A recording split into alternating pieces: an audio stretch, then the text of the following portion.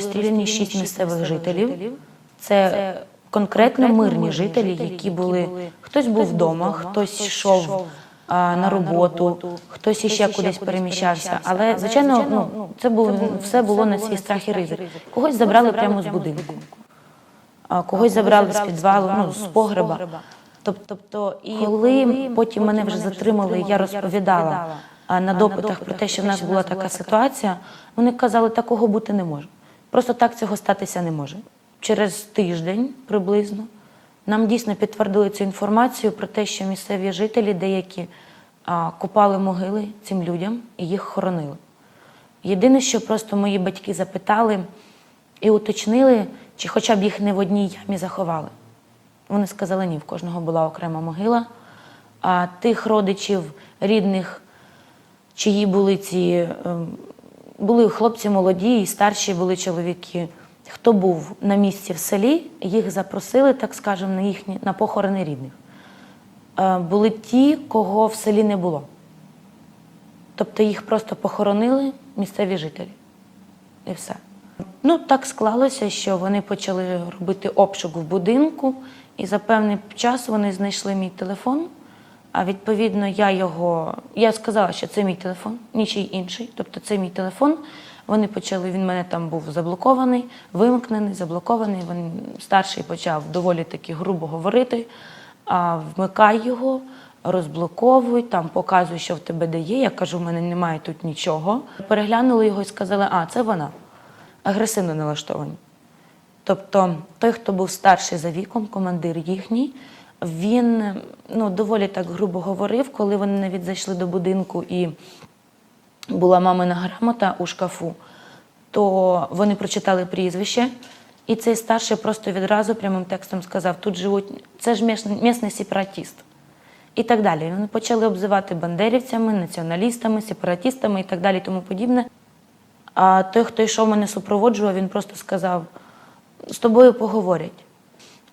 Потім вони дали мені написаний текст, який я повинна була хоча б своїми словами сказати на камеру. Там було про те, тобто частково про те мої невеликі дані про мене, тобто анкетні, що я робила. І в кінці було сказано про те, що я цілком... Dear colleagues, dear friends, we're really grateful for you to choose our roundtable and possibility to speak about situation with people who hosting because of Russia aggression in Ukraine.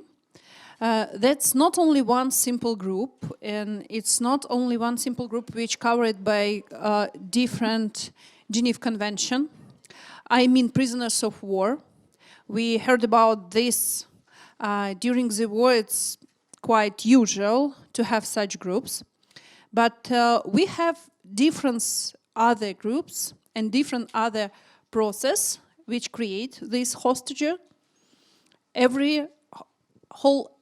Everywhere where the Russia aggression coming in the territory of Ukraine, and sometimes even out of them. Today we will speak with few topics which we, like a Center for Civil Liberties, find documented war crimes. And as I told, it's not a big problem that exists prisoners of war. During the war, it's quite usual, but it's a big question. Is it prisoners of war in like conditions which describe in Geneva Convention, like exactly which needed for prisoners of war? Do we have civilians prisoners, people who was arrested and a lot of them forcibly deported in territory of Russia Federation or even Belarus? And there they keeping without connections with relatives and exactly we don't know in which exactly conditions, and how exactly civil society can work with such groups. But one more process which maybe you heard about that, it's filtration. It's process who created one big group, civilian hostages, but Russia side proposed call them like prisoners of war same. it's civilians who not pass such filtration.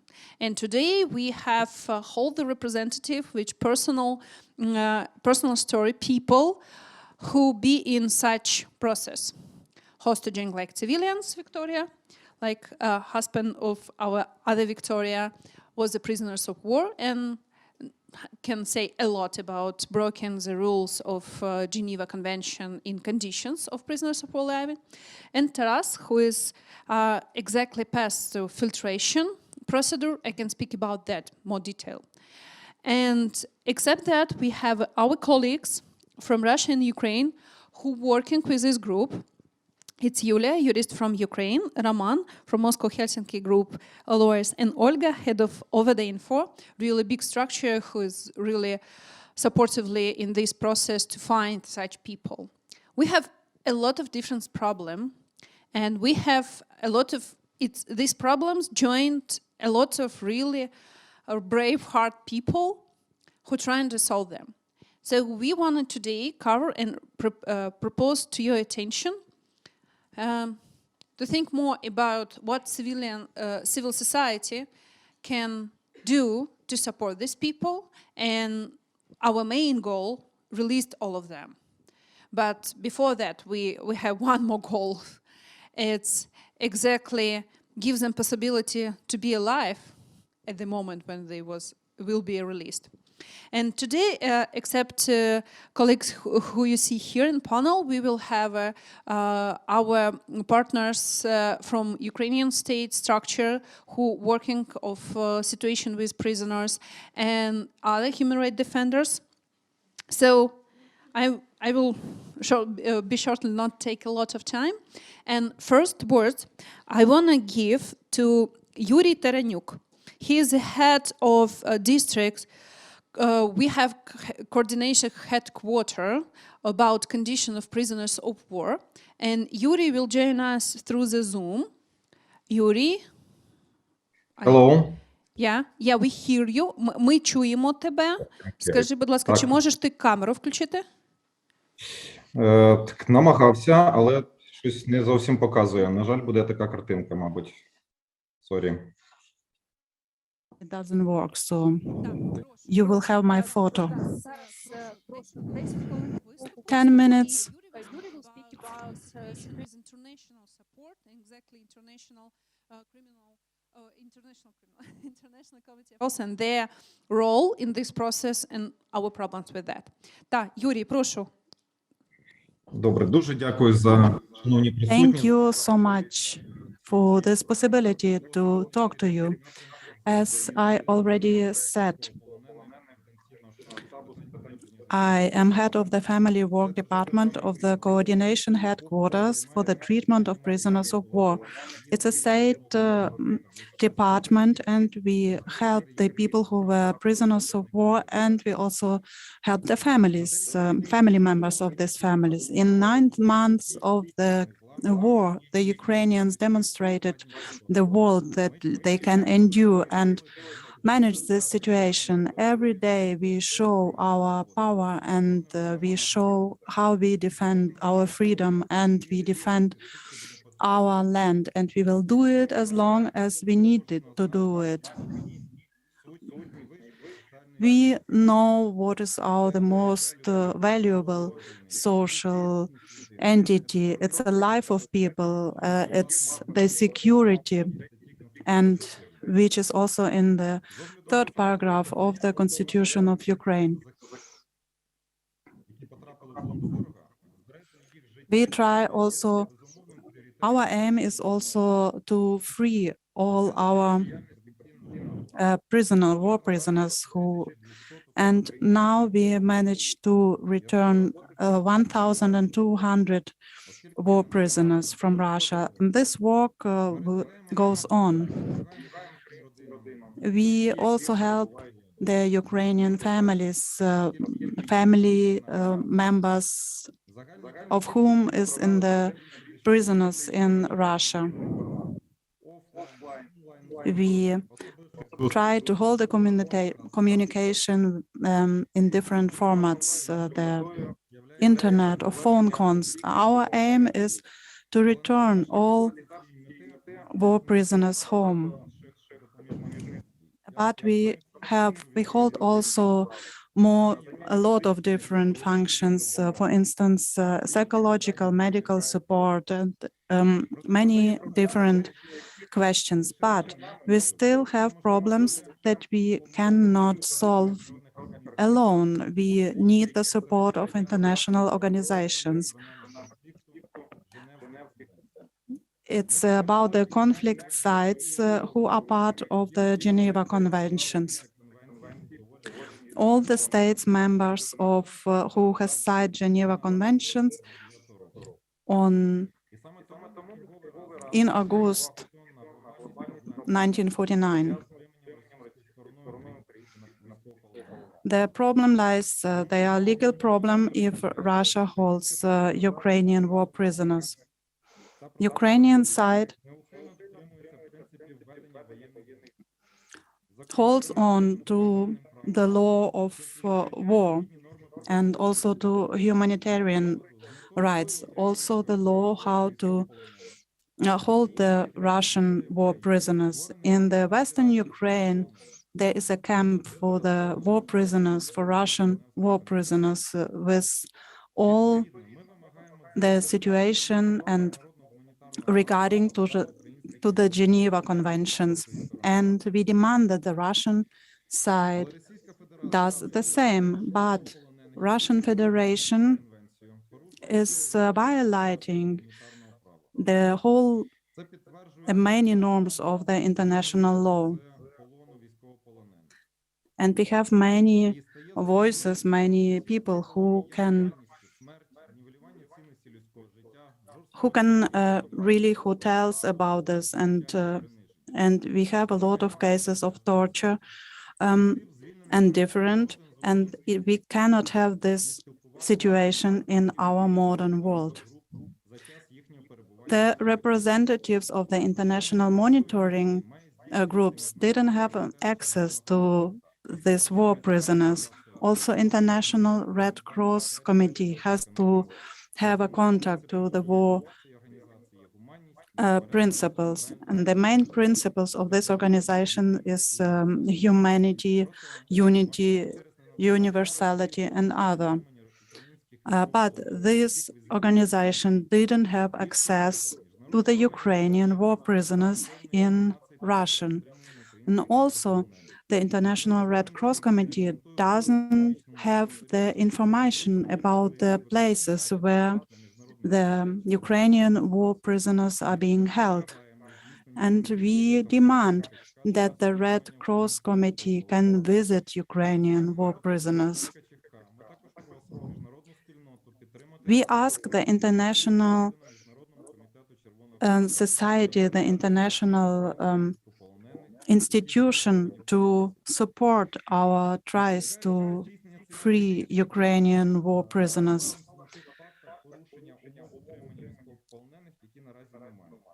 The conditions for the Ukrainian war prisoners are not legally, and it's the 13th article of the Geneva Conventions, which says about the human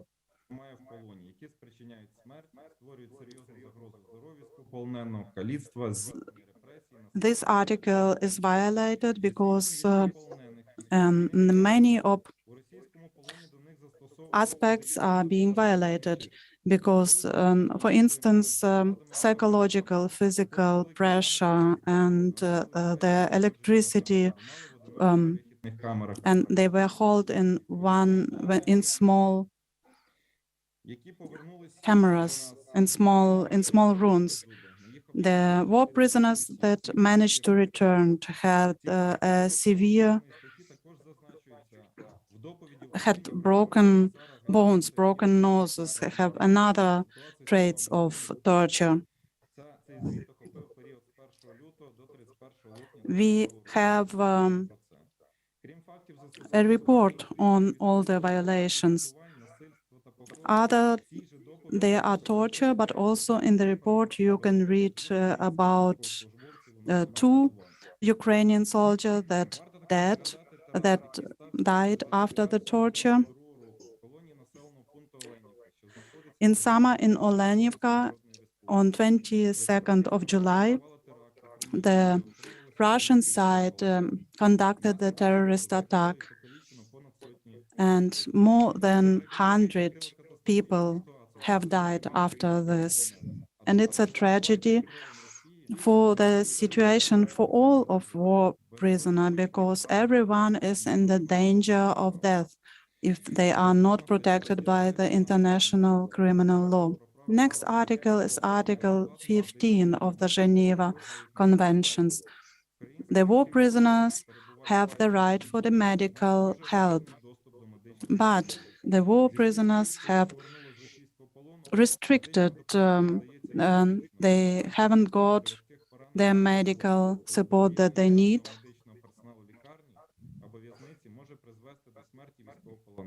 And if they don't have this medical support, they can die also from the illness and from the tortures.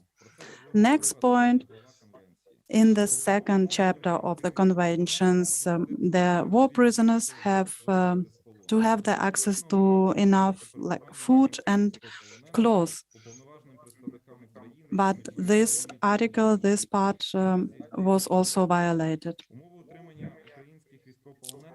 Also, the Ukrainian war prisoners who were detained in really inhuman conditions. They didn't have enough water, they didn't have enough space. Too many people were in one room. They didn't have access to hygiene or warm clothes.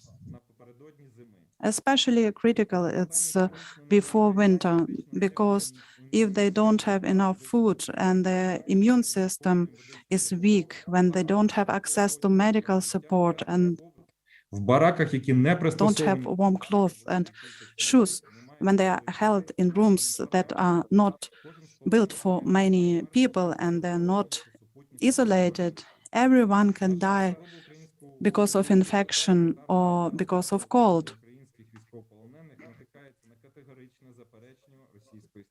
Every condition in which the Ukrainian war prisoners are held violated the convention, the Geneva Convention. I want also to stress that the sixth article of Geneva Convention is also violated. It's about the food for the war prisoners. And we have the cases where the family can't recognize their family members because they have lost 30 or 40 kilograms of their weight. We have cases where war prisoner didn't get any drinking water. They would get maybe one piece of bread per day and 80 grams of some fluid. Article 80 of 72nd Conventions. War prisoners don't have contact to their families. They are 6 months imprisoned. Also Ukrainian doctors, music from the Ukrainian orchestra, and they who can't be held because they are not part of the Ukrainian army.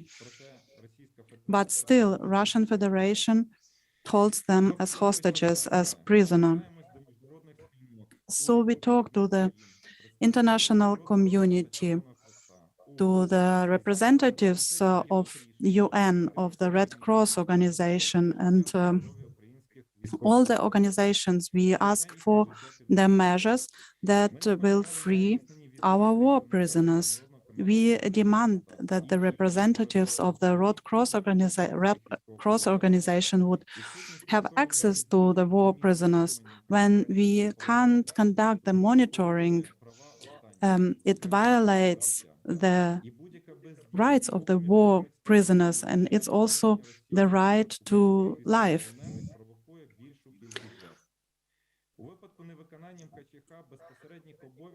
if the Red Cross can't do this, we ask another sides how one state can hold the function in order to guarantee the rights of the war prisoners. And also, we ask to use all political levels, also UN and another organization, to call to Russia in order that Russia will guarantee the rights of war prisoners, also medical support, also the right to have a contact to their family members. We ask for the mechanisms in order that Ukrainian war prisoners have medicaments or warm clothes and others now before winter is coming. We need also together work on the question in order to free all Ukrainian prisoners who were not direct part of the military conflict. And in the end, I want to access that we live in the reality when the lack of action kills people. So that's why I ask international community to react and to act. Thank you. Thank you, Yuri, and I know that you have little time, and I suggest you, our colleagues have Yuriy in contact with us. So please, if you have any questions to official representative of Ukrainian state about situation with prisoners, just raise a hand and I propose to put your question. Mm-hmm. Okay, please. Wait a minute for microphone. Yeah, please. Thank you very much. My name is Anastasia Zhurevel. I'm a representative of a European NGO dealing with the prisoners' rights. And of course, this is for me as a Ukrainian, the priority is to talk about Ukrainian prisoners of war. But we have also recently seen the horrific situation of a Russian prisoner of war who used to be a prisoner in Russia. Then he was conscripted to the so-called Wagner group and then got into a captivity in Ukraine, was exchanged, came to Russia, then he was killed in almost real time, like ISIS have been doing with their prisoners of war. And I'm wondering, I've heard also some critiques or maybe some comments from the civil society activists and human rights defenders that the situation we are facing now is that we are not responsible for what Russia is doing to Russian prisoners of war that came back to Russia, but we can also indirectly endanger them by exposing them to this publicity and the situation of pressure on them and social call for justice and so on. So I'm wondering whether there is any possible way of preserving the ethical component of dealing with those with whom it's very hard to deal justly and ethically. Thank you. Так, Юрій, ви почули питання? Я питання почув, якщо англійська мова моя, на жаль, не зовсім досконала. Якщо ви коротко його повторите, коротко ситуацію наступну. My English is not very good, but I will try. So the situation is briefly, there are prisoners of war have been exchanged and came back to Russia. They have been imprisoned in some Islamic States territories, and there. How are they being treated now? We are not responsible for what Russia does to their prisoners of war, which came back, been exchanged, and now are back to Russia. And it's not our responsibility, but is there anything we can do to ensure to protect also those people who are not easy to deal with because of what they've done? There is this situation where a Wagner soldier who has been killed before the camera with a hammer, you know, and what the Russian state does to them. So, well, first, we are not exchanging anyone without his will that he wants to be exchanged. It's not, there's no forced exchange back to Russia. So all the videos and interviews that we are shooting, it's also with consent. So it's in according to Geneva Convention, but this case that you mentioned just shows us how Russia treats its own laws. And so if we are exchanging someone, we are sure that he had shown his consent to be exchanged. And then, so Ilya, if you can speak Russian, it's also okay, because I know that your Ukrainian is not good enough yet. International Federation for Human Rights, Ilya Nuzov, my question is very brief. Do you know how many prisoners of war there are in Russia in detention in various places, and how many of them, of prisoners of war, have been convicted to, or even, it's maybe a question to Roman, convicted for participating in hostilities, in fighting? Are there are there criminal court cases now in Russia? So in Ukraine, there is an office which is counting all the combatants who have been imprisoned on both sides. So we have this situation. Russia gives us no information about prisoners of war they have imprisoned our Ukrainian soldiers. And it's yet one more violation from the Russian side, because they are not giving us any data. So for us, it is not important if Russia has given us some information, has confirmed. It doesn't matter to us if we have this information from other sources. It's not interesting for us, because we apply the same rules to anyone. But what we know about, there are some criminal cases that are in court now. The prisoners of war are being tried, and it's just, again, another violation of Geneva Convention, because prisoners of war are not subject to court trial in this status. There was a question about statistics, if you have some. Well, concrete figures, I just don't have them. I'm sorry. Same, Russian better. Спасибо огромное. У меня два So much. I have two questions. The first one is very brief, because it's deeply concerning me. What does the International Red Cross Committee do in the occupied territories of Luhansk and Donetsk regions? What are they even doing there?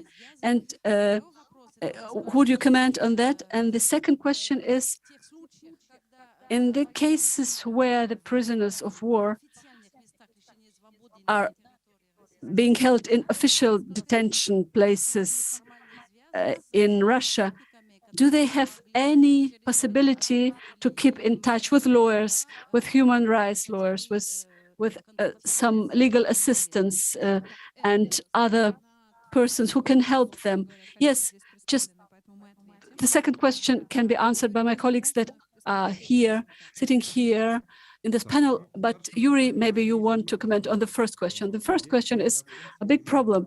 There are some functions of the International Red Cross that should be carried out, but they are not carried out now by the Red Cross Committee. We get information about the prisoners of war which have been confirmed by Russia, and their families have gotten some information and some letters, but it's only occasional. I cannot say that there is a progress in the recent weeks, but it's been a long way. There's some improvement, and I understand that they cannot carry out their work, the IRC, without Russia's consent, and if they are being held from it by Russia. Russia has ratified some conventions, some international conventions, so they should stick to it. Юрій, дякую величезне за ґрунтову доповідь і те, що були з вами, те, що почекали по часу. Yuriy, thank you so much for your report. And Viktoriya Karpenko, she's the wife, exactly, prisoners of war, and her husband released. When we started speaking about her participation here, that he was in prison, but now he's released. Can describe us conditions and situation which exactly he spent in jail, in prisoner. Okay, please, floor is yours. Шановні пане та панове, dear audience, I am so grateful for the support of Ukraine in the face of this war of aggression brought upon us. And we have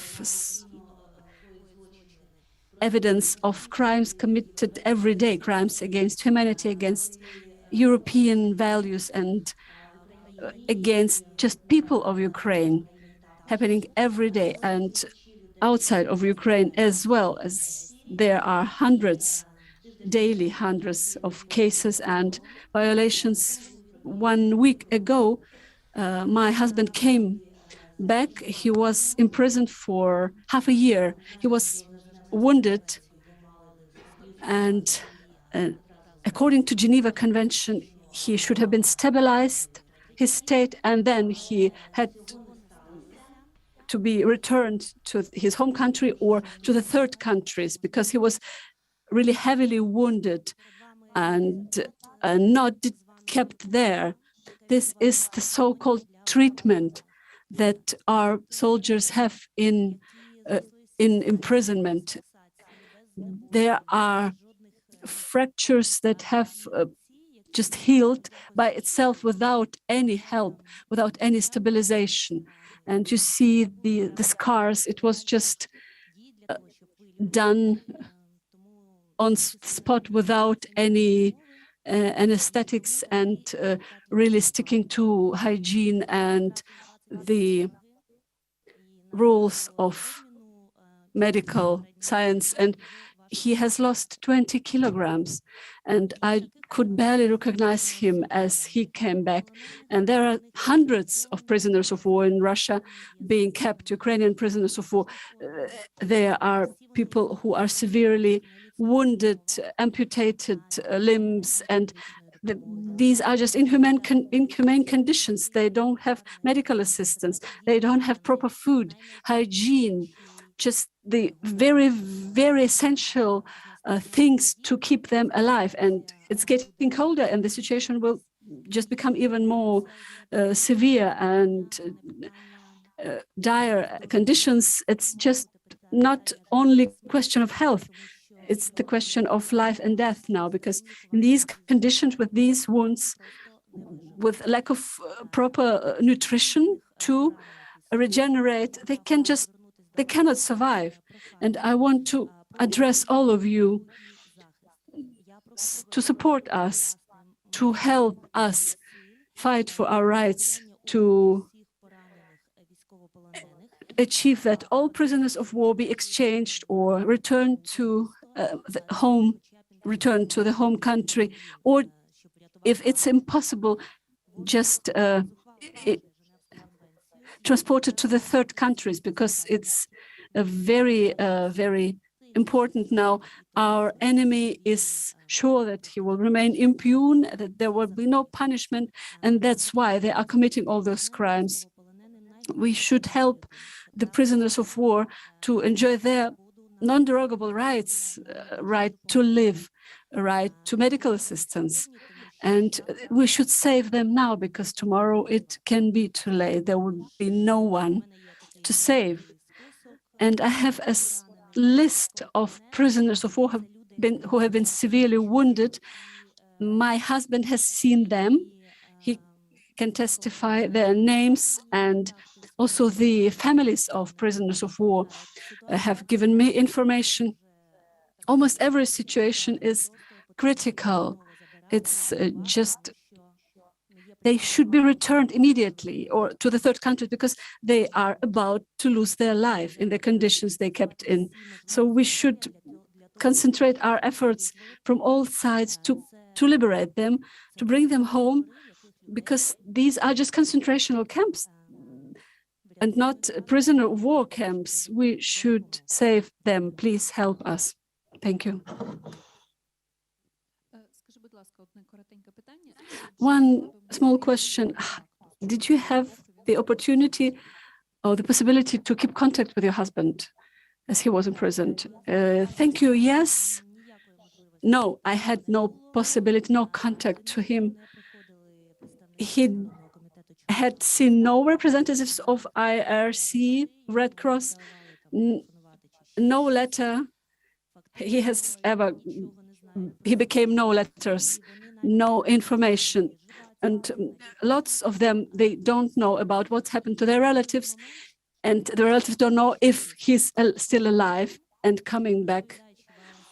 So, and they are telling the prisoners of war, nobody needs you, you are forgotten. They just forgotten about us, they just don't care about you, they don't give a damn about you. So this is what they tell them, and every day they tell them, you will never come back home.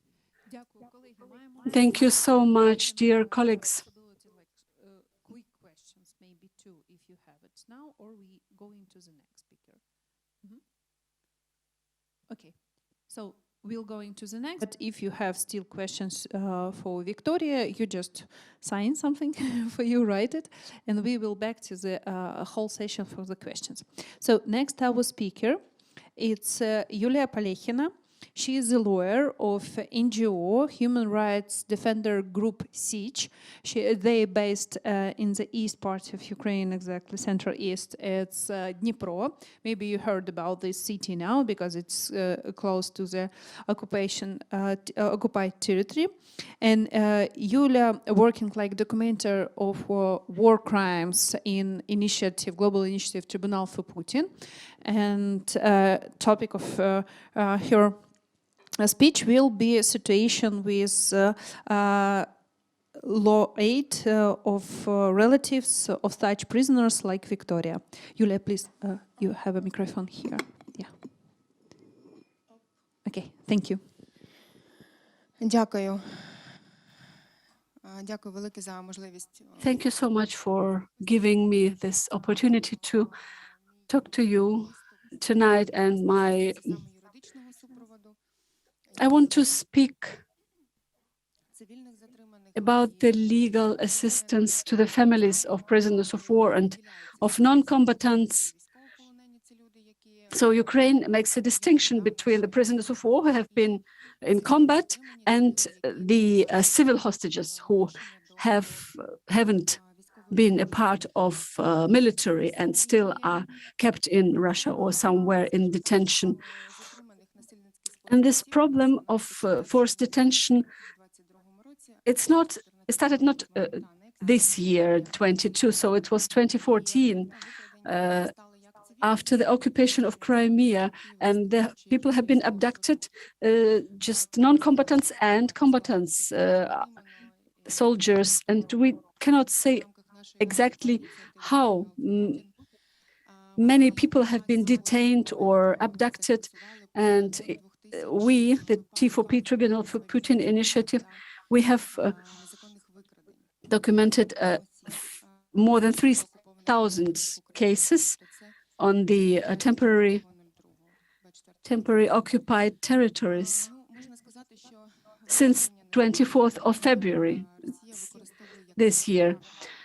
So Russia uses this abduction and detention as a mean to make people silent, to terrorize them, to show them that any resistance will be punished, and it's applicable to civilians as well. And people in the occupied territories, they are being arrested or held also to be exchanged, just this exchange mass, how they put it, and so they can get their soldiers or citizens back. So we have documented our cases where the non-competence in civil persons in the occupied territories were forced to wear the uniform, and then they made propaganda pictures that these are soldiers who have been captured and now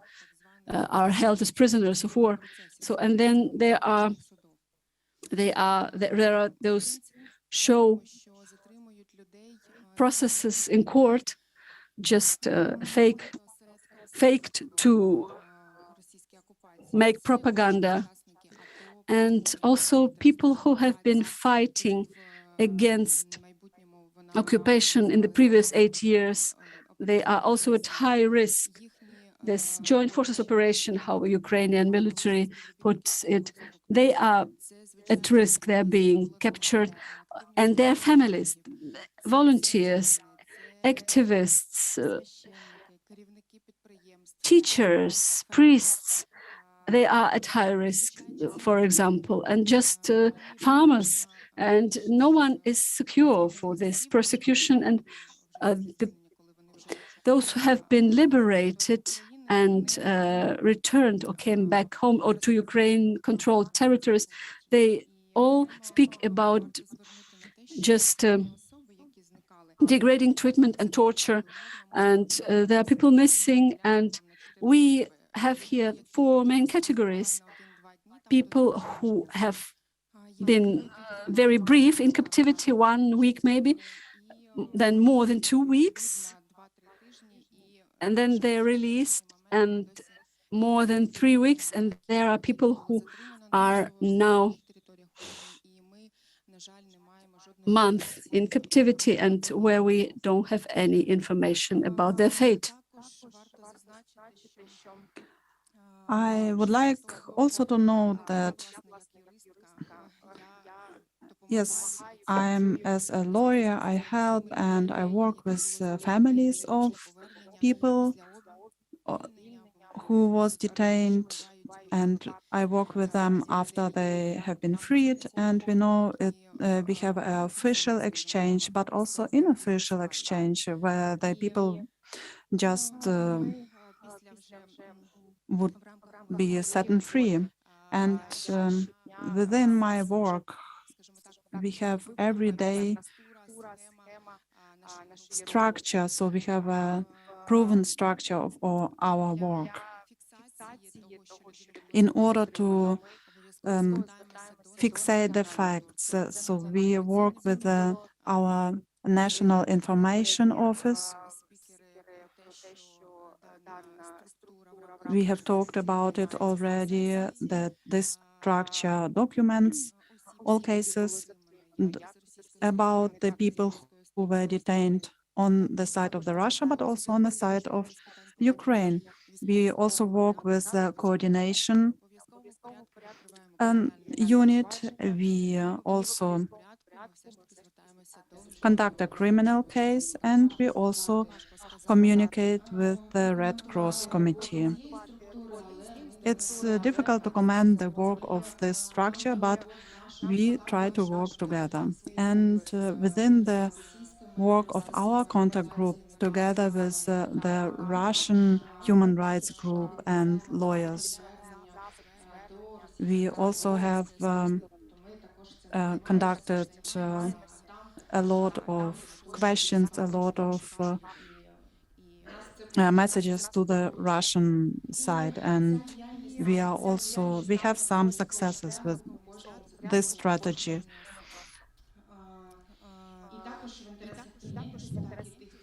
And also in the interests of our clients and the people who are still detained after they have been freed, we work with international organizations. It's the group of the human rights group.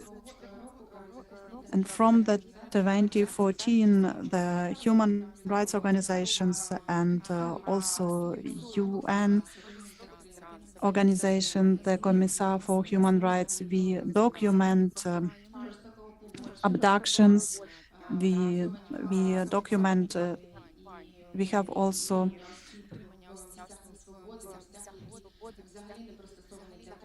then the people are kept in the places that are not made for keeping people there. And after 2014, the International Criminal Court also was working with us. They noted that the torture would be used in order to access a certain information from the people or to force them to collaborate with them.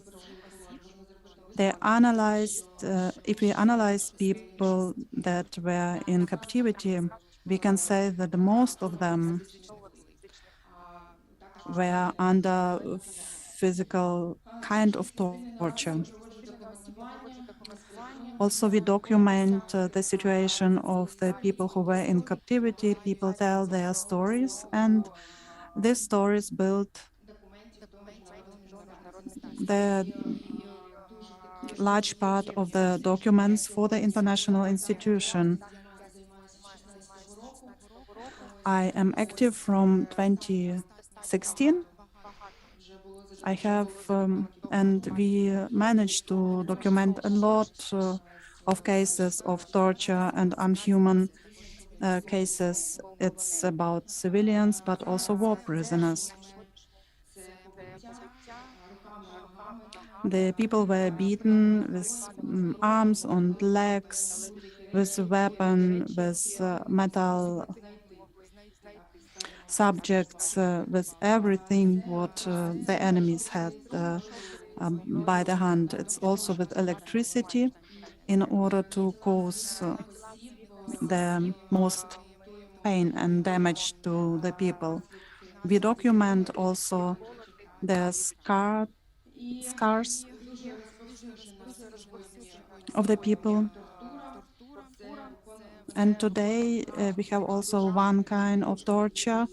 It's that people have to do exercises to great extents, and also people are kept in inhuman conditions without medical support, without food, without water, and in full rooms. And also what the other speaker have mentions, I document the psychological effects. The situation of the physical and psychological suffering, where I qualificate as psychological torture, because the people are isolated from the information. They were told that Ukraine had lost the war, that no one needs them, everyone has forgotten them, that Russia wins the war, about that the war, that the soldiers go to become prisoner, and in a bit you will be citizens of the Russian Federation. So people are subjected to a great moral pressure. Also, people tell that the most difficult is to listen and not to believe, and not to lose hope, that and to believe that someone looks for them and someone fights for them. After they have been freed, we help them to renew the documents, because in 80% of all cases, people come back without documents, especially in the case with war prisoners who were forced to destroy their documents. We also conduct the criminal cases. We talk to investigators.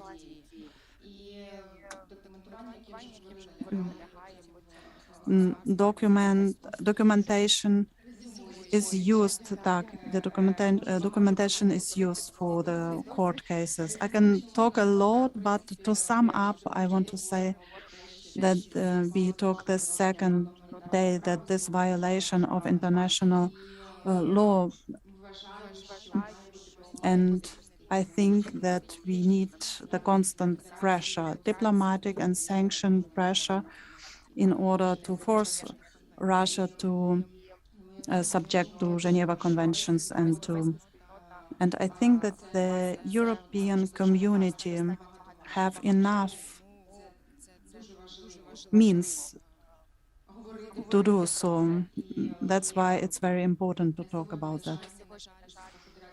Unfortunately, today the Russian Federation doesn't hold to the norms of Geneva Convention. Yulia, thank you a lot. One of our speaker feel really bad going to hospital, so she will not speak today.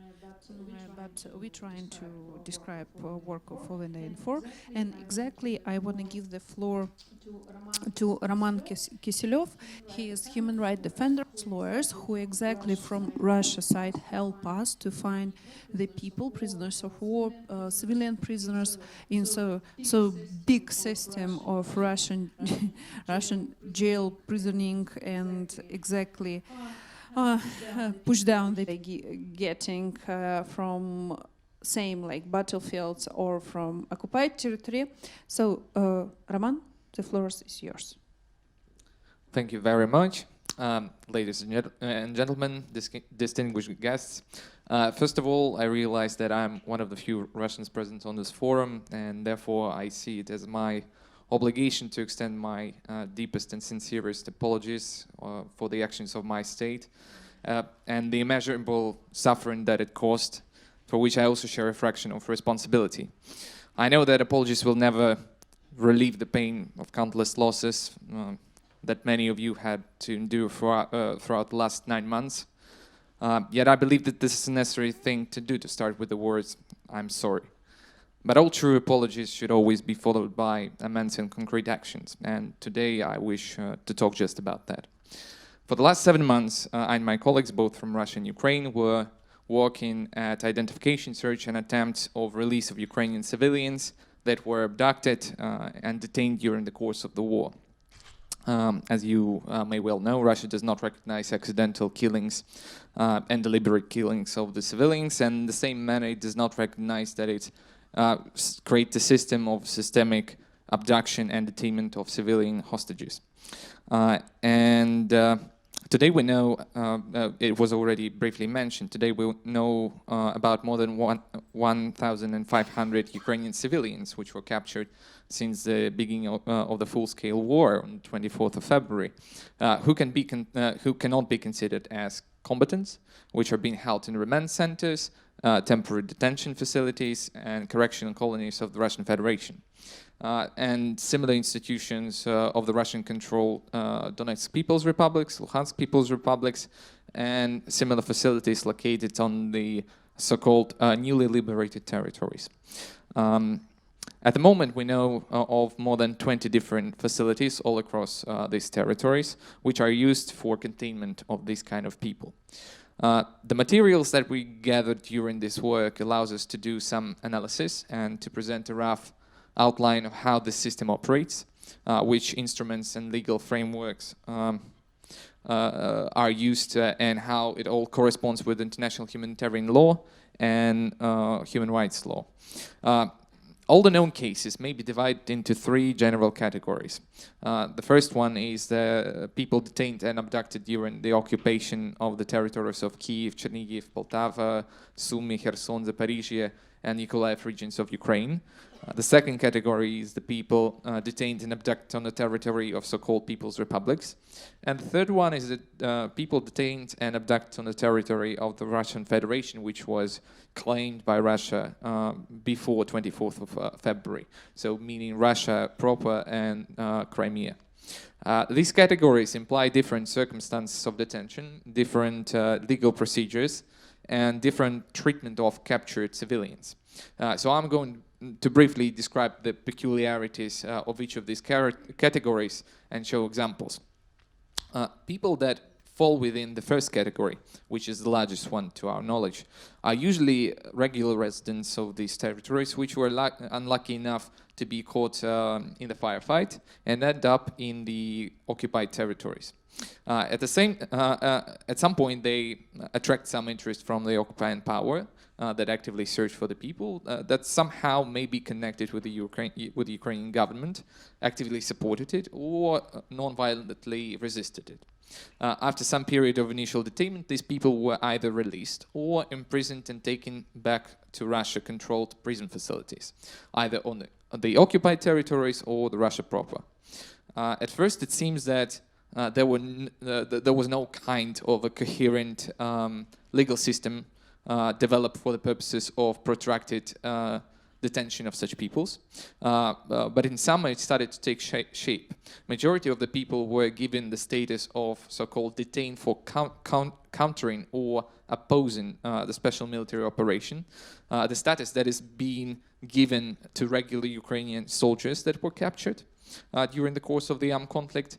And so Russia does not have a difference on the legal level between captured military and civilians. This assumption is confirmed also by the stories which were already, I guess, will be presented a bit later, meaning that the military servicemen and civilians are being held together in the same facilities and prison cells. Even though Russia does not use the term prisoner of war, in some official letters it stated that these detainees are subject to the Third Geneva Convention on the treatment of prisoners of war. And in some other letters it also stated that these people may be held in detention until the end of a special military operation. Therefore, it seems that for all intents and purposes, these people are prisoners of war. Nevertheless, no exact legislation regulating the term was developed or adopted, at least to our knowledge. And hence, since it's impossible to say what exactly this term and legal status actually implies. Yet, despite the acknowledgement of application of the Third Geneva Convention, in reality, Russia does not extend to these people the rights prescribed by it. It does not disclose its places of detention. It does not provide for correspondence or any other kind of communication with the relatives of the captured people. It does not allow to organize humanitarian, medical, or legal aid to these people. It refuses repatriation of people that are no longer being able to fight. And more importantly, and it was already briefly mentioned, does not allow visits of ICRC officers or any other organizations, whether it's regular Russian human rights defenders or, for example, the officers of the United Nations High Commission Office for Human Rights.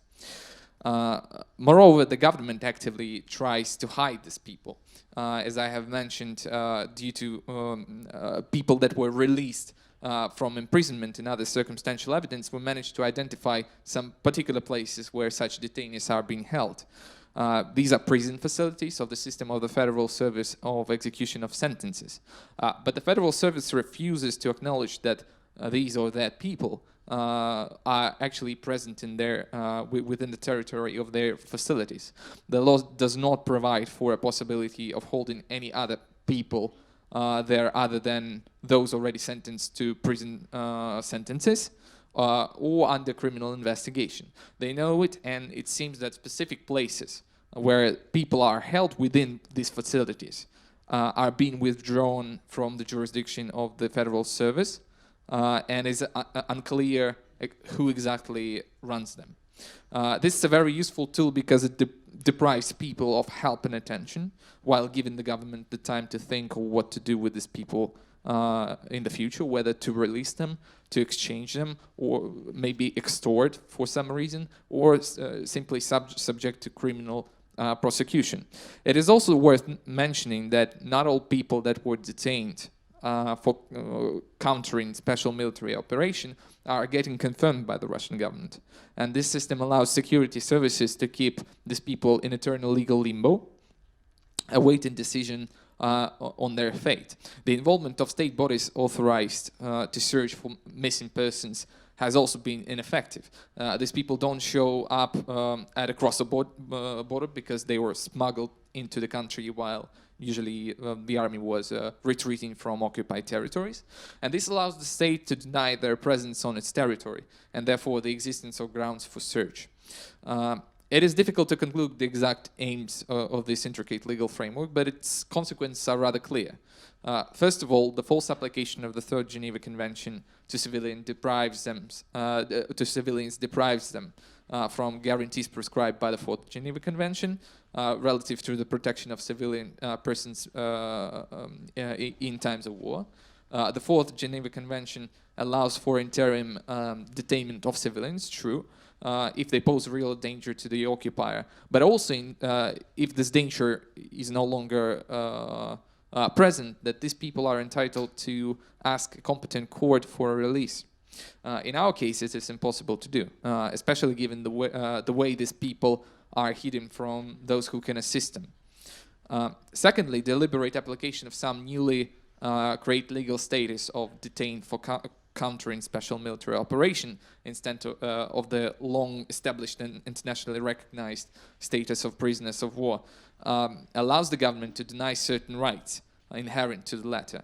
But at the same time, the dubious connection with the Geneva Convention also allows the government to deny constitutional and international guarantees of human rights, namely the right to liberty and the right to private and family life. The Russian constitution explicitly prohibits detainment without a court order for the duration of more than 48 hours and also mandates for legal aid. And this kind of dubious situation allows them to omit these guarantees. But as I have mentioned in the beginning, there are also other categories of detained and abducted civilians. They are less popular, let's say, and less intricate, but no less important. The second category is the people that were detained or abducted on the territory of so-called People's Republics. Usually these are the people who were trying to flee humanitarian catastrophe or military action to Russia and got stopped at the filtration point or filtration camp, or the ones that simply lived on these territories, and at some point they fell under the occupation of the People's Republics, and later on were arrested for some reason. The choice of people is extremely deliberate. Sometimes it's these are like former military servicemen, football fans, or people with fancy tattoos. And sometimes these are people with too many contacts in the memory of their mobile phones. Those former quasi-independent entities, meaning the People's Republics, have their legal framework with dealing with such people. First, these people are detained in administrative order for a criminal check. They are being sent to a detention center where they await results of the check. The law provides that this kind of check may last for a week, but in reality, usually it's quite a protracted stay, which may last for a couple of months. In many cases, these people are getting imprisoned under charges later on, which later on may be dropped and substituted to the status of the prisoner of war. And curiously enough, DPR, unlike Russia, established the status of a prisoner of war in its legislation. It is the exact decree is secret. We know that it exists. It has a number and a date, but we cannot see the content. And this decree, but we know that they exist. But similarly to Russia, this status applies to both military and civilians. Another important and rather surprising difference from the regime that exists in Russia is that DPR allows informing of the exact place of detention of such people, as well as communication with relatives via post, and even delivery of humanitarian packages to the place of detention. Of course, with lots and lots of hiccups. It's quite difficult to do in reality, but technically, from the legal standpoint, it is possible to do. And these rights are guaranteed. Currently, it is not known if there exists any kind of procedure that allows to contest the status of the detained for countering special operation or prisoners of the People's Republics and ask for release. And the third category are the people that are getting detained and abducted on the territory of the Russian Federation, which was claimed by Russia before February 24. So meaning again, Russia proper plus Crimea. It is certain kind of combination of categories 1 and 2 with some additional perks, let's say. This category includes people that were detained during filtration procedure on the border. So, for example, if you, in that sense, there's quite a different kind of legal regime within the occupied territories of Kherson and Zaporizhia, because there are still border controls on the Crimea Peninsula, which is controlled by the Federal Service of Security, which you have to pass when you get inside of Russia. And there are basically 3 options what can happen there. First of all, a person is detained for countering special military operations, so hence category 1. B, if it's on the border with DPR and LNR, for example, if it's at the border of the Rostov Oblast, the person is may be detained and sent back to DPR or LPR and falls into category 2. And there are two additional options, like subdivisions. C, a person is getting detained in an unknown location for a number of days without certain legal status. Or D, a person becomes the subject of fabricated administrative offense claim. So, for example, violation of migration rules, rude behavior, intoxication, or resistance to police. And I'm going to give you like two quite recent examples of the latter two subcategories. The first one is happened just a week ago. A person was detained on the border of Russia and Latvia while passing the border checks, and he disappeared for 5 days. And so our involvement allowed to ruffle a bit the feathers. But nevertheless, it is quite clear that the person was extrajudicially deprived of liberty for 5 days. And it was quite interesting because I called the FSB border guard, where he presumably was, asked about his whereabouts. They told me to call like a couple of hours later. I did that, and I overheard the conversation of this officer with her commander, and she was like, "Okay, so we've got him. What should I say?" And so I realized that they actually have him, and they've told me that he voluntarily left the premises, like on the day of arrival. But nevertheless, we knew that it was false. We brought some attorney, and luckily the person was eventually released. And the last situation when with fabrication of claims. Here's an example. In September, a young Ukrainian woman was traveling through Belgorod Oblast, and on the border with Ukraine, she was detained by FSB officers. She was tortured, and her husband, which was a soldier of the Ukrainian army, was extorted for information. In order to put her somewhere, not to keep in legal limbo for some very generous reasons, it seemed, they fabricated an administrative offense. They said that she was intoxicated and put her for 8 days in a detention center. And this is quite a unique situation which allows human rights defenders actually to influence the situation, unlike in all other categories, in which we don't really have any serious power to influence. We know the place, we know the legal status, and it allows us to bring some attorneys in order to help this person. And in this case, we managed to do just that. So we brought an attorney, we managed to sneak the person out of the premise once she was released. The FSB officers which tortured her previously actually arrived in order to meet her, but it seems they were quite amazed that someone actually met her. And we managed to get her out of the country. But these are mostly, accidental cases. It's quite difficult to find out about them, especially if you don't have relatives which do really know whom to call. And the majority of people do not have this precious opportunity. So I think that's it for now. If you have any other questions, I would be glad to answer. Yeah, we will not do that now because we still have listen our speakers. But thank you for such systemized information about this work. And now I propose to give the floor Viktoriya Andrusha, teacher by math for children, and but she have unique experience. Exactly, she is civilian who was holding, capturing, and was prisoned in the territory of Russia Federation.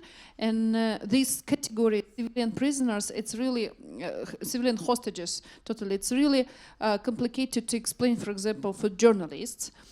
Because it's not something what exists in international humanitarian law, and nobody understood why exactly Russian Federation needs these people, because all other countries understood that it's responsibility, you need to support people, but what happened with such civilians, Viktoriya will tell us more details, please. Будь ласка. Так, дякую дуже велике, що маю можливість зараз виступати тут. Дякую за те, що маю можливість бути Yes, I'm тут. very grateful to be here and to speak to you. And you have heard how it all started in this video that has been shown here. And it started in the end of March. I was taken forcibly from my house Russian troops came and they have searched the house. They've been searching for weapons, and then they found my mobile phone and they said, "Ah, there she is. It's her." And then they took me. And as my relatives were asking, when do you let her free? What is happening? Well, in 3-4 days, we just ask some questions and then we let her go. And they couldn't believe it, but they had no other choice. And on the first evening when I was detained, I've been in a cellar of a private house, in a basement with no water or food or anything like that. And then next day I was taken with some men who were also detained to a neighboring. Без будь-яких умов для життя. Це було дуже невелике приміщення. В тій кімнаті знаходилося близько 12. It was a very small room and we were 12 people. It was a basement where it's just maybe 4 people, suitable for 4 people. We were 12. And then I and other men, civilian men, we have been brought to Russia, to Russian territory, where we have been kept in tents, in a tent settlement, and we had to take care of getting warm. We had to look or cut wood to make fires because nobody was helping us. And everybody who was there, civilians and combatants and soldiers, we had only one possibility: to shower.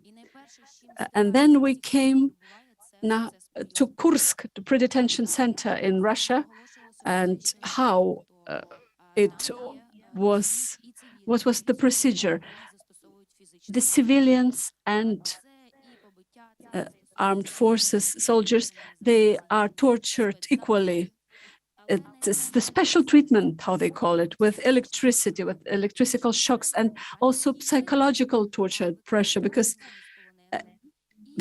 they, every few days, they want to film you and to get evidence that you are okay, that you have medical assistance, that you have good conditions, that you are comfortable, and the conditions are very proper and, so to speak.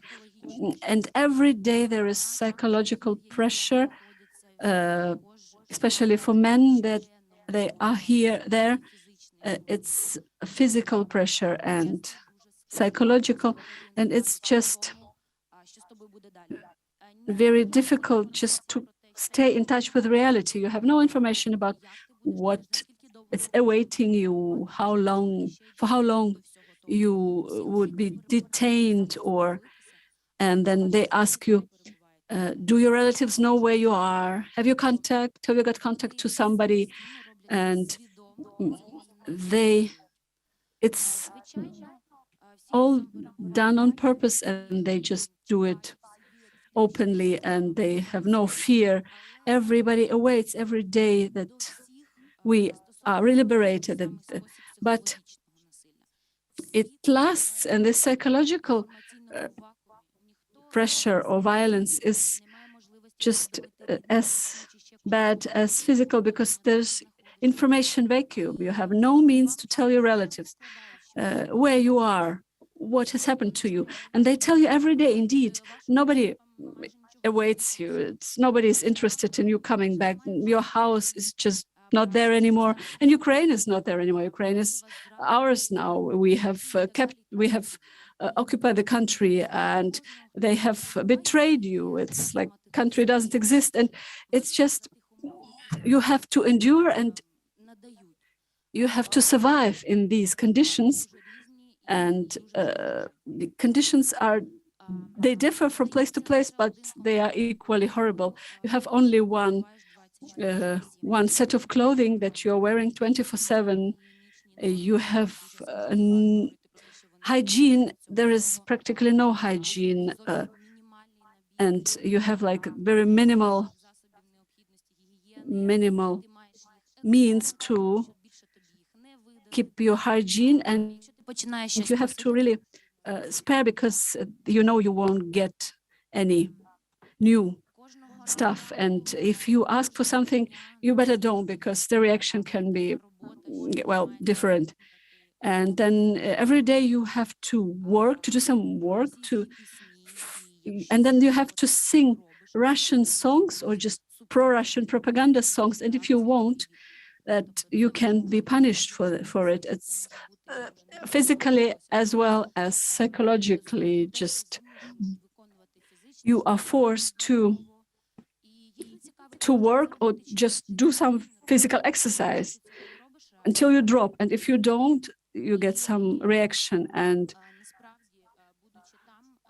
being there, it's the main goal of everybody who's detained, just to hold on day by day and just to keep in mind that you have to survive until you are liberated, until it all ends, day by day. It's cold and the conditions are very primitive. You cannot take a rest. Sometimes they have all the detainees or prisoners of war. They are in pre-detention centers or in prisoner camps. The treatment is very similar, but the detainees, the civils, they have some rights, some remains of the rights, but prisoners of war, it's just, we cannot speak of any rights that they can enjoy. And every human being is different, and people try to adapt. Somebody, you just try to filter some information, some true bits of information from what you hear. You try to stay calm so you don't get any punishment and don't just catch somebody's eye. And they're just coming to you sometimes and asking, well, going well, it's okay here, isn't it? It's just you are treated okay, aren't you? And then what should you answer? You cannot say no, you should say, and you say yes. And then the conditions and the treatment are, you are not considered even a human being. You are not human with the same rights that they have. You are Ukrainian and you are guilty by this mere fact that you are Ukrainian. That's all. The rest doesn't interest them. So it's our task, we who have survived and came back, to spread this information about these conditions, about these camps, about what is going on. And I demand that all civilians be liberated without any conditions, without any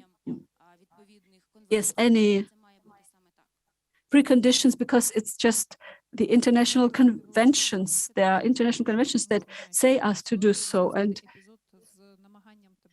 can you tell us about this episode where they have tried to cut your hair? I'm sorry to asking, but yeah, okay, well, a detailed account, yes. Well, everybody who's arriving there in these pre-detention centers, they undergo this process. How? It's the first interrogation, and then everybody is being brought to a common long corridor where there are no cameras, and then they start with, how they put it, teach you proper behavior. There's beating, psychological pressure. After that, there is sanitary treatment, and then they say, your hair, we have to cut your hair, and by men, it's just done to everyone. And then they told me, our chief told us, we won't cut your hair. And I just didn't understand, because my hair was covered, and I didn't understand why they are telling me that we won't cut your hair. But then they put me to another room, separate, and they showed me this place where the men are being shaved and where their hair is cut. Just look. And then you are sitting there and looking, and you don't know what happens to you. Maybe they cut your hair, maybe they don't. You can do nothing. And then happened, what has happened. Then they told me, no, we won't cut your hair. And then I lost my conscience a few times because I was under pressure, and they told me, oh, you are such an actress, it's not that bad, what are you? And then I have been detained a month in one cell, and then every day there was some ill treatment. You can't look them in the eyes. Then if you are moving or you have to go from one room to another, you have to go bent with your hands behind the back, and because otherwise you'll be punished. And if they don't like something, then they say, well, if you don't behave, we just go to this corridor and then we will teach you how to behave, or we will cut your hair. And they were telling me every day from the beginning, if you are doing this and that, you'll get this and that, and just constant pressure. Thank you so much. It was very, very moving, and it's so hard to hear. And I thank you so much that you are so brave to tell us about this. About systematic reporting about the process of filtration. It will be Maria Gurieva. She is a regional representative campaigner of Eastern Europe and Central Asia Amnesty International office. You know that we still have Ukrainian Amnesty International office in Kiev, and Maria represented a report which we really appreciate to do that, because it's like in jail convoy, so it's like in jail guarding. It's about illegally displacement and civilians, people from Ukraine, through the filtration process. Maria, do you hear me? Yes. Hello. Yeah. Thank you so much. Please, the floor is yours. Yes, thank you so much for the opportunity to participate in this roundtable.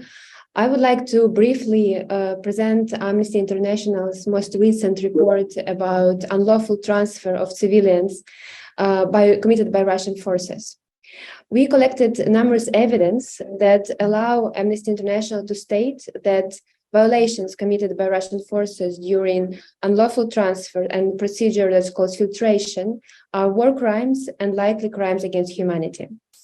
We interviewed almost 90 people, and we collected evidence that prove their experience. Those people were mainly from Mariupol as well as from other occupied cities of Ukraine.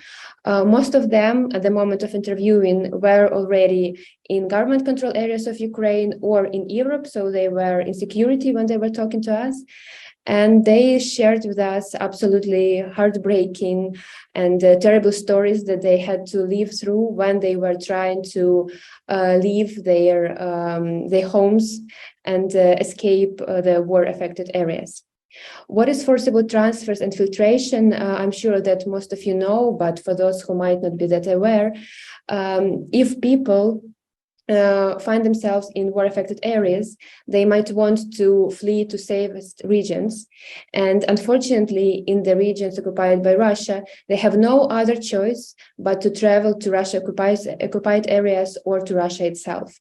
So in most cases, people cannot, if they even want, they cannot travel to government-controlled areas.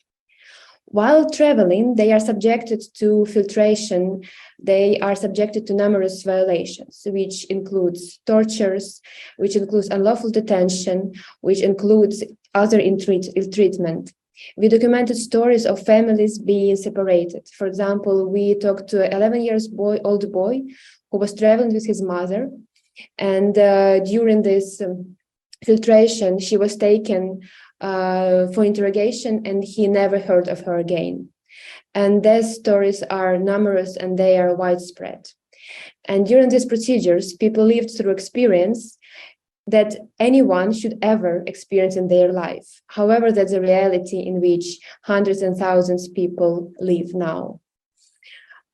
We also documented situations where certain people, especially if you speak about older people or people with disabilities, when they find themselves in Russia, it's almost impossible for them to leave. They don't have enough information about the opportunities of how to leave to safest countries. They sometimes are pressured to obtain Russian citizenship. They face certain restrictions on movement.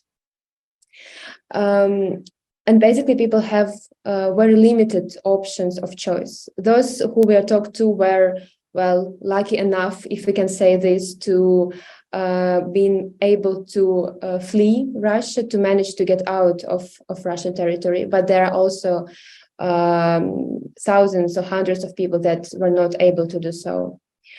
Obviously, we call Russia to stop this practice. We call Russia to release those detained, to stop filtration, to allow people to live anywhere where they want, including government-controlled part of Ukraine.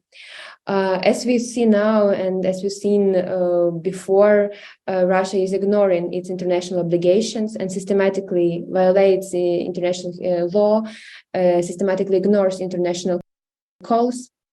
Therefore, it is so important to engage international community and keep pressuring Russia. What else is important is to ensure proper documentation of these violations, because it's the fundamental thing that will allow us to bring those responsible for these violations to account. And in this roundtable, there was a lot said about Russia not allowing anyone to document its crimes. It's true, and it's hard to deal with it. However, there is still a lot of possibilities to document the crimes being on Ukrainian-controlled side. Therefore, Ukrainian national NGOs, international organizations, journalists, they all should have possibility and access to the areas affected by the war to document the crimes, and they should get all possible support from government, from international institutions, etc. Another crucial thing is actually achieving international justice. And we call international community to establish effective international mechanisms that will be able to use all this documented evidence to bring Russian officials and representatives of Russian forces to account.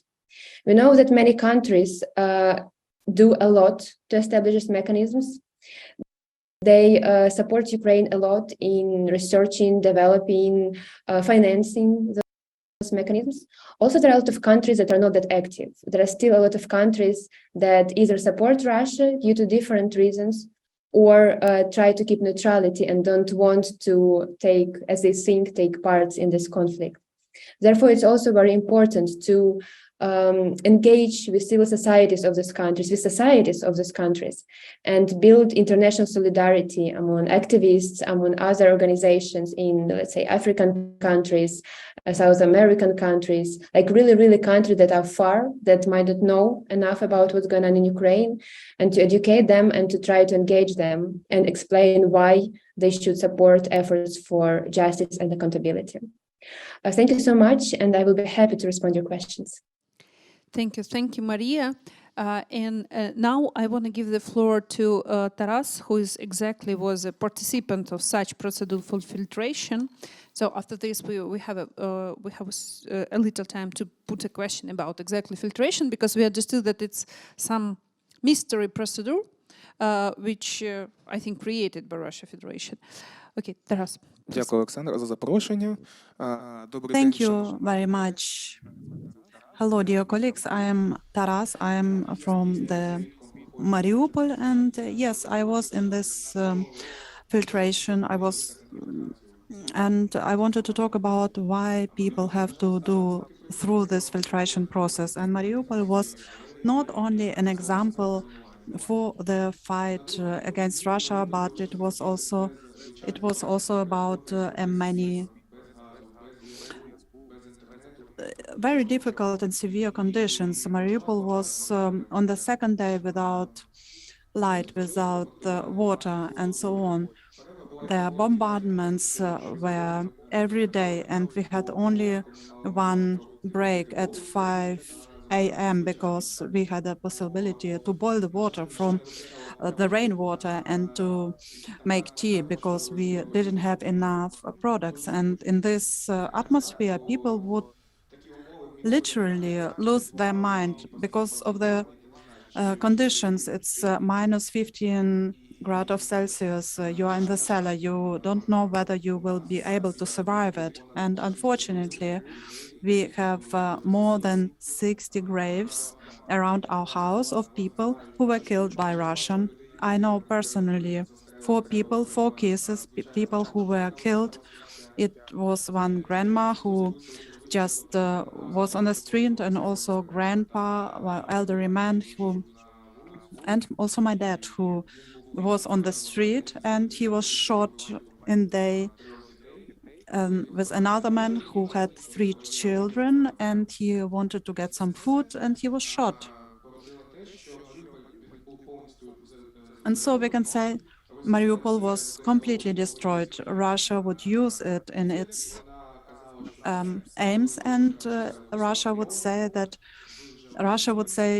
Ukraine is occupied, you are in Russia, and your president has fled to Turkey, and no one needs you. All this led to the situation that people didn't know what happens, but this bombardments, the lack of food and water. Even now in Mariupol, there's nothing left. So I decided that we have to leave, we have to evacuate. I have my grandma is there, and she was ill in that time, and I wanted to evacuate.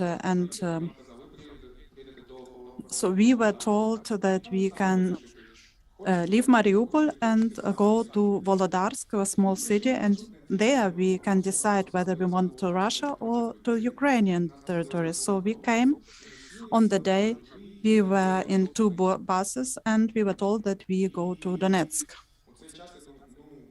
And during this time, I was thinking, yeah, maybe to Donetsk, and maybe we go further somewhere to Ukrainian territory. And we arrived in Donetsk. We were at the police station. We were then in 2 groups, separated in 2 groups. The first bus went through the filtration. We went into the 5th story. Photos were taken, our data would be written down, and we were asked to go 1 floor underneath the 5th floor, in the 4th floor. So, and my grandma and me were separated, and I thought, yeah, okay, everything can happen, and maybe something went wrong, but yeah, everything was okay. At that point, they took my phone and checked my social media and also my calls. I don't know why, because I haven't called anyone, but they were checking my calls. And then we went to the 1st floor, and there I was asked to address to take my clothes off on the top, and they took pictures from me and also took the prints. And they also interrogated me, what would I do before war? And I said that I am just a regular student. I don't have also like this military ticket. They didn't believe me, and they said, and I said I can show my student document. So he believed me, and I could proceed. We were taken into buses, and they said that you go to the border to Russia. We came to this point. We haven't seen any people from another bus. I don't know what happened to them. Maybe they left earlier. So we went to the border. We had to fill in a form. And later, my grandma and women and children would pass, but the men and the young women were asked to fill in another form. And this form, it was a normal information, but there were also questions. For instance, what is your stand on the Russian Federation, on the government or special operation in Ukraine? No, also, what's your stance about the national troops in Ukraine? After this questions, you understand you can feel it in the manner as you want to. You have to play their rules. And if you see this question and nearly everyone who have lost someone or have lost their property. So we filled in the questions. We went to another room and we were asked to wait. So we waited for 1 hour, for 2 hours, for 5 hours. My grandma was very nervous, and she asked that they would free themselves. And she was saying, "Yeah, if you want to kill me, please kill both of us." I was listening to her cries. So we filled in these questions, and then I was due. So both two people would be let in, but and there were one person left from Donetsk. I saw him in Donetsk. So they asked us to also to remove our clothes, and they have inspected the tattoos. I have one scar because I was working with wood, and they asked me what's that, and I have asked it's scar because I was just working with wood, and they asked me whether I would. I fought for Azov. I said no, and then they tell me to dress myself as again. There were another man who was in the army in 2014.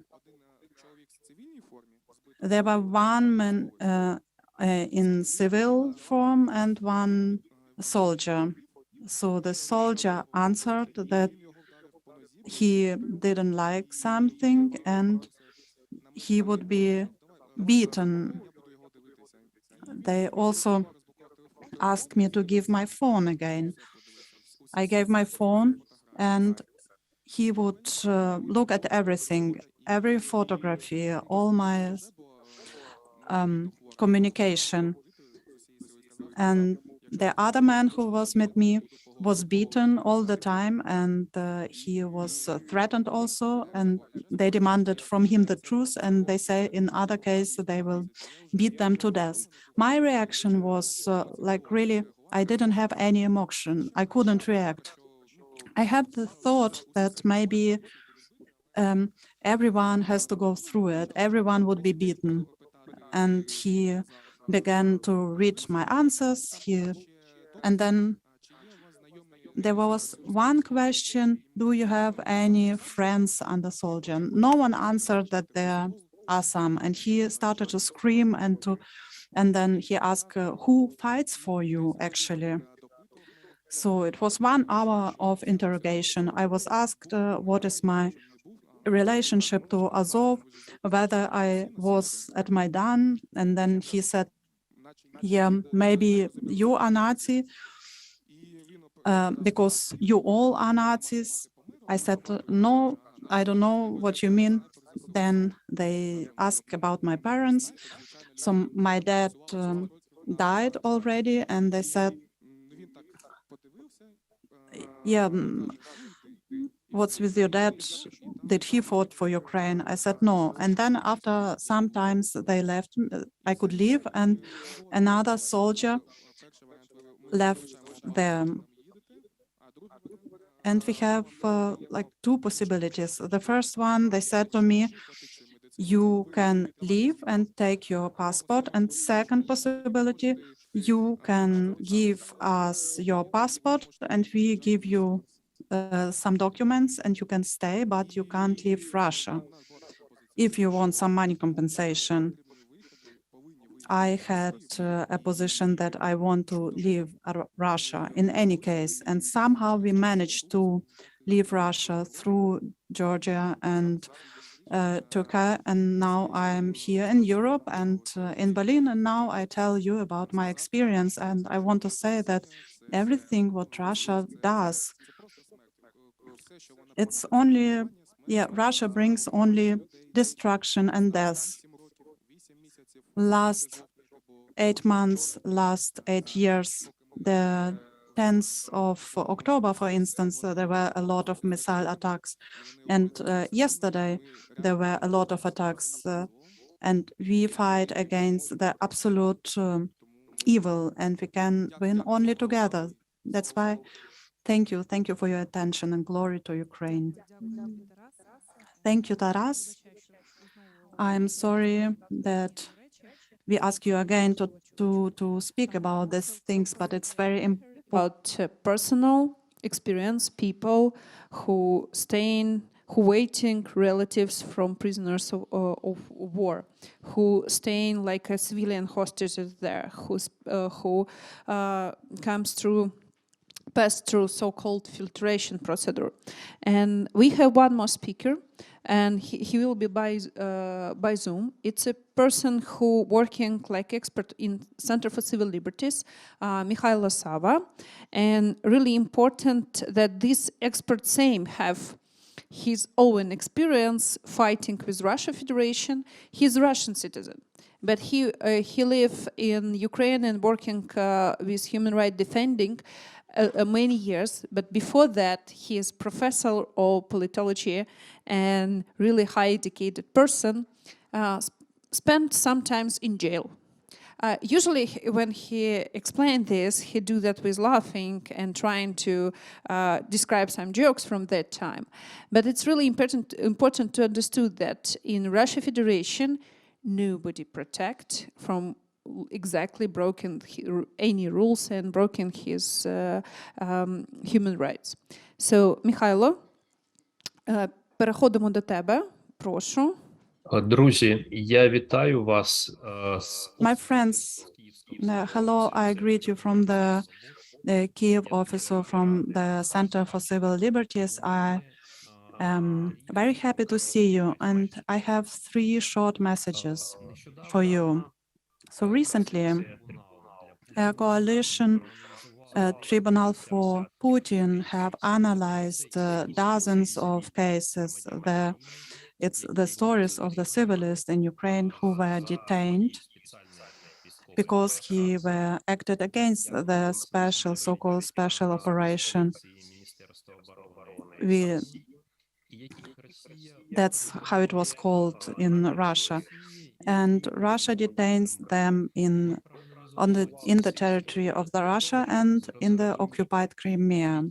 So we want to describe the stories. We want to understand which is the status, in which conditions are they held, and then to make some assumptions. So my first message, I am very grateful Viktoriya Andrusha that she already mentioned. The main problem is that these civilian Ukrainians are not war prisoners, and Russia severely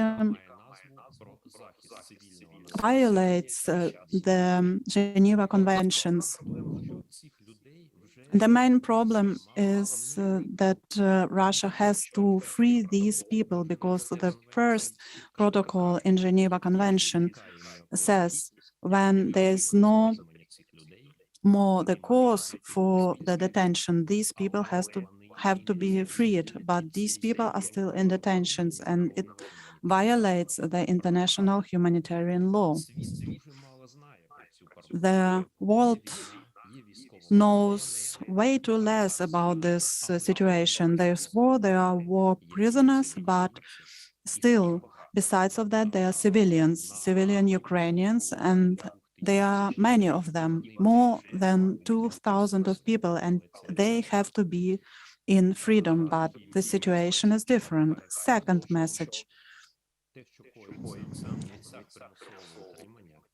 that what we see, the tortures and yes, that that they try to break people. It's the politic of the Russian government. And I'm sure with it because our analysis says that the same is in every pre-detention center, in every center, in every place where civilians of Ukrainian are held.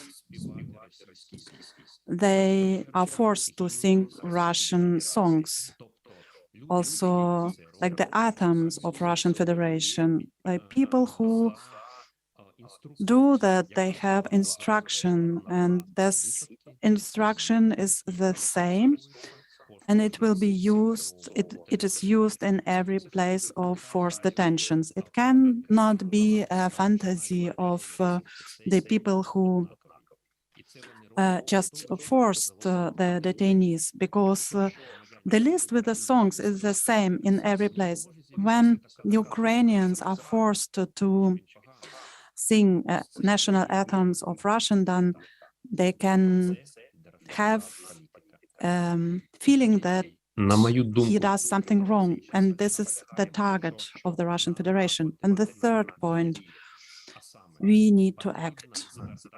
We need to address the Russian government and to say that they violate the norms of the international humanitarian law, that they conduct war crimes. As long as we talk about it with each other, it's good for us. We understand the problem better, but for people who are there now, imprisoned under severe conditions, it doesn't make any good. We have to address the Russian government so they understand that we see the problem and that we can act. And I know that the Center for Civil Liberties conducted a project to address two main categories of Ukrainians who are now imprisoned. It's severe injured war prisoners that has to be returned home, but it doesn't happen. And it's also civilian Ukrainians who has to be freed, but it doesn't take place also. So I hope very much that you will support this address. And maybe it will be small, but it's very right step on the way to free these people. Thank you very much. Thank you, Mykhailo. Text which we, through our organizer, send to your email, that we will be happy if you support it by signature, just to put your names in supporting this message. It's seriously just a two message about people who hitting and in bad conditions, staying like prisoners of war in the territory of Russia Federation. They need to be released or interned third country. And second, it's about releasing all the civilian hostages, which exactly don't have a status of prisoners of war and need to be released by all the rules that you can just imagine. Thank you all other heroes and experts. Thank you for your attention. It's we don't have a time now for questions, and we really hope that Olga will feel better because of this situation with her health. But all other heroes here, so you can speak with them and put the questions in the corridors. And now our organizers ask not leave this room, because we will have a final panel, or it's not will be a panel, just a final